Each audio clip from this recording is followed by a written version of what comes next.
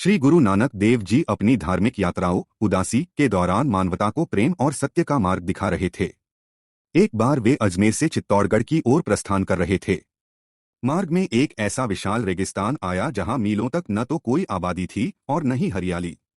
भीषण गर्मी और तपती रेत के बीच चलते चलते भाई मर्दाना का बुरा हाल हो गया। प्यास के कारण उनका गला सूखने लगा और भूख से शरीर साथ छोड़ रहा था। जब उनसे और अधिक चला नहीं गया तो उन्होंने रुककर गुरुजी से कहा, गुरुदेव क्षमा करें, पर अब मेरा शरीर एक कदम भी आगे बढ़ने की अनुमति नहीं दे रहा। इस निर्जन स्थान पर न जल है न भोजन। यदि अभी कुछ आहार न मिला तो मेरे प्राण संकट में पड़ जाएंगे। कृपा कर मेरी भूख प्यास शांत करने का कोई उपाय करें।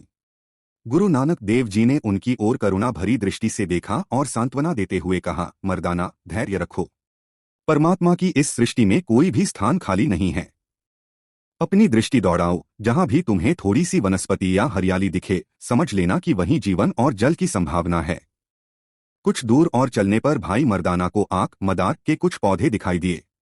गुरुजी ने संकेत करते हुए कहा, मर्दाना इन पौधों के पास जाओ।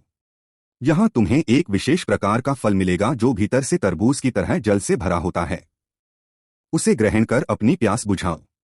वहीं भूमि के भीतर तुम्हें कुछ कंदमूल जड़ वाले फल भी मिलेंगे जिनसे तुम्हारी भूख तृप्त हो जाएगी।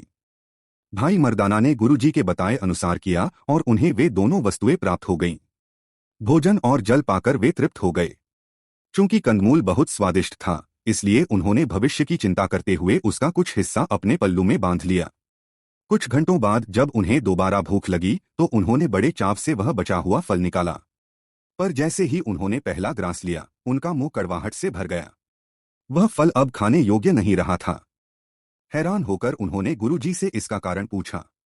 तब गुरु नानक देव जी ने मुस्कुराते हुए समझाया, मर्दाना प्रकृति का नियम है कि कुछ उपहार केवल तात्कालिक आवश्यकता के लिए होते हैं। यह फल ताज़ा रहने तक ही अमृत समान है, संचय यानी जमा करने पर इसमें कड़वाहट भर जाती है।